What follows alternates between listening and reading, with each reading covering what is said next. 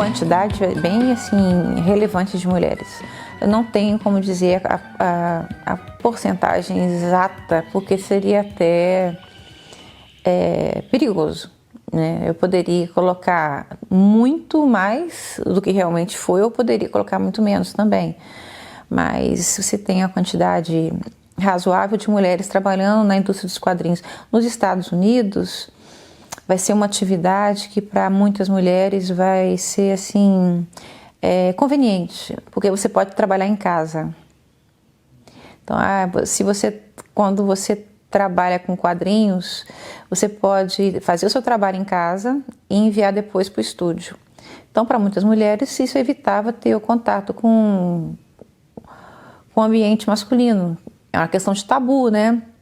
De decoro. A mulher não podia ficar frequentando um ambiente onde você tinha a maioria de homens. Mas havia mulheres trabalhando em estúdios, né? Em estúdios como o Will Eisner, que chegou a ter mulheres trabalhando no estúdio dele. Não foram poucas.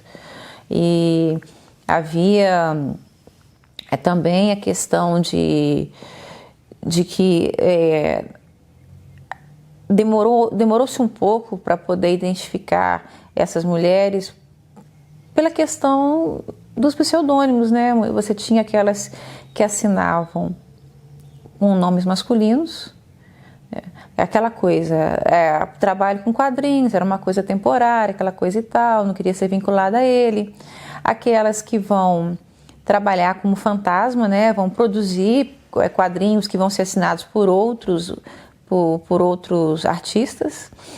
E também porque muitas mulheres elas acabaram abandonando a profissão para poder se dedicar ou à ilustração, ou à pintura, ou aquelas que vão se casar, ter filhos, família e não vão mais trabalhar, né? Vai ser uma profissão só para a juventude, né? De mulher solteira, aquela coisa. Mas desde o século XIX a gente vai ter mulheres produzindo quadrinhos nos Estados Unidos, na Europa. No Brasil, a gente vai ter mulheres trabalhando com quadrinhos a partir do século XX. Nos Estados Unidos, a mais famosa foi a Rose O'Neal, que chegou a enriquecer, virou milionária produzindo quadrinhos. É um caso assim até entre homens e mulheres, um caso raro, uma das primeiras a enriquecer produzindo quadrinhos. Antes dela vai ter outras, né, que vão ser, como é que eu vou falar, vão já trabalhar com esse tipo de mídia, de ilustração, mas que não conseguiram o status que ela conseguiu, não conseguiram chegar onde ela conseguiu. O número certo é difícil.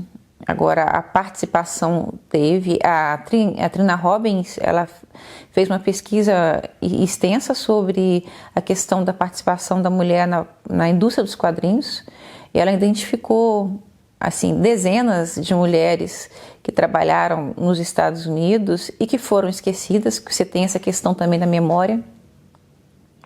A história dos quadrinhos, ela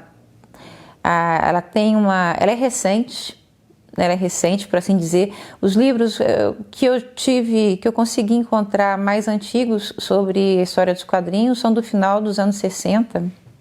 Os primeiros foram poucos, não houve uma produção,